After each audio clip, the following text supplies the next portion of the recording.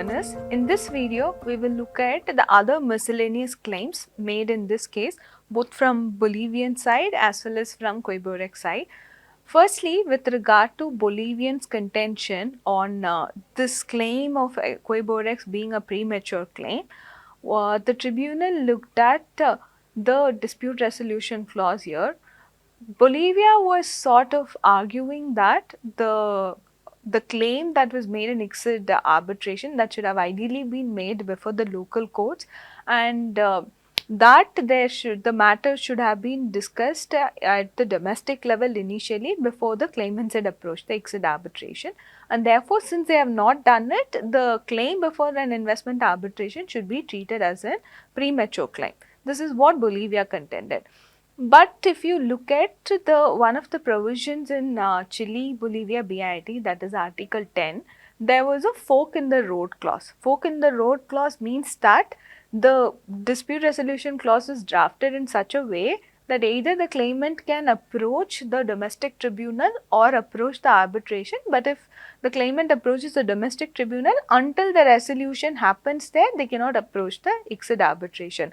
Moreover, the claimants were saying that they did not, because of the political circumstances that prevailed in Bolivia and because of their experience in Bolivia, they believed that they will not get an impartial resolution for their dispute in the local courts. The tribunal also hearing this particular statement of the claimants and after looking at Article 10 of the BIT concluded that since there was a fork in the road clause, and since there was an absence of an explicit exhaustion of local remedies clause, sometimes the BIT will say, for instance, if you look at our Model India BIT of 2016, there is a provision for exhaustion of local remedies.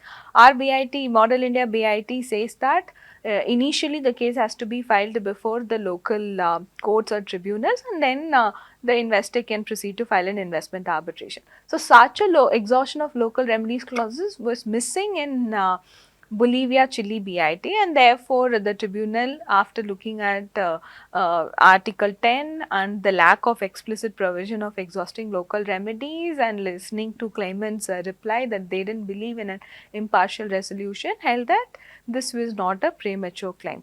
But there was one other claim made by Quebecois with regard to Post-Expropriation Harassment Act.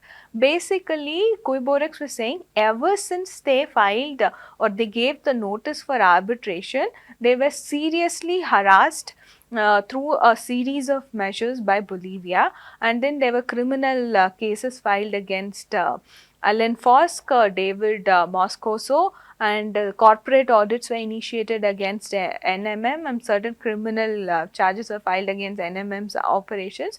All of these, they said, was amounted to harassment, and this was done only to affect the way in which the investment arbitration happens. This was the claim of Quebecois. And then there was a preliminary order that was passed by the tribunal asking Bolivia to suspend the criminal proceedings, and that was not done. Bolivia gave a reply saying that Bolivian law does not permit them to suspend the criminal proceedings, and we discussed in the facts of the case that Bolivia even requested for Interpol red notice against Fosk and all of that, right?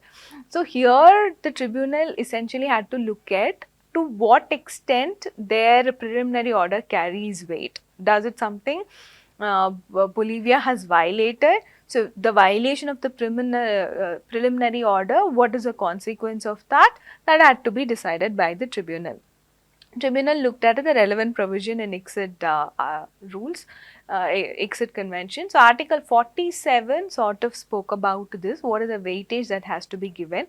By looking at the ordinary meaning of Article 47, then the tribunal concluded that it did not carry, it did not have a binding nature. So, the provision was written in a way that the preliminary orders do not carry a binding weightage. Then it had looked at, to interpret Article 47, it looked at other sources. The tribunal looked at other sources, including Article 41 of the statute of ICJ. And how did ICJ actually apply Article 41? Then it looked at the Lee Grant case that was decided by ICJ. Then it also looked at another instrument, European Convention of Human Rights. It looked at Article 39 of European Convention of Human Rights and how it was applied in one case, and then it also looked at other ICSID arbitration cases where Article 47 was interpreted, and then following these provisions, by comparing other provisions and following the previously decided ICSID case, tribunal came to a conclusion: Bolivia has violated the preliminary order.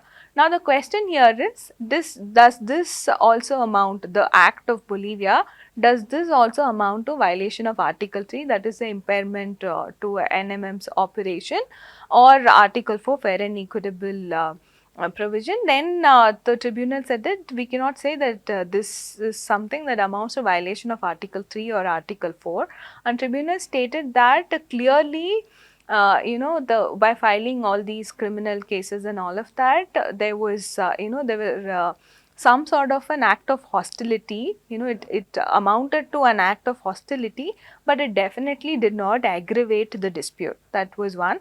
And the tribunal also stated that through these actions, there could have been some threat to procedural integrity of the ICSID arbitration, but the tribunal found that on the facts of the case, we could see that it did not, those threats did not materialize, because NMM's, there were some discrepancies with regard to the corporate records maintained by NMM.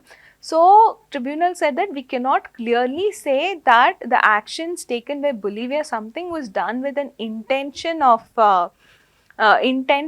affecting claimants' rights in the arbitration itself, because NMM had some discrepancies in the corporate record. So, it cannot be completely stated that this was done only for the purpose of affecting their rights in arbitration. So, this is how the tribunal ruled with regard to the post expropriatory harassment tax claim made by Queborex. It's a tribunal stated it's not something that leads to violation of Article 3 or Article 4 of Bolivia Chile BIT. With regard to the last claim of asking for moral damages, then the tribunal looked at the previously decided cases where moral damages were granted, and in some of the cases there was violation of human rights and all of that. So, the tribunal concluded that moral damages which is being granted in fewer cases was also given under extraordinary circumstances due to some exceptional reasons, and that is not something that is present in this case. So, the tribunal refused to award moral damages to Queborex. So, with that, we've completed our discussion on Queborex versus Bolivia, the facts, the arguments, and the decision of the tribunal. In the next video, we'll be looking at one other case. Thank you.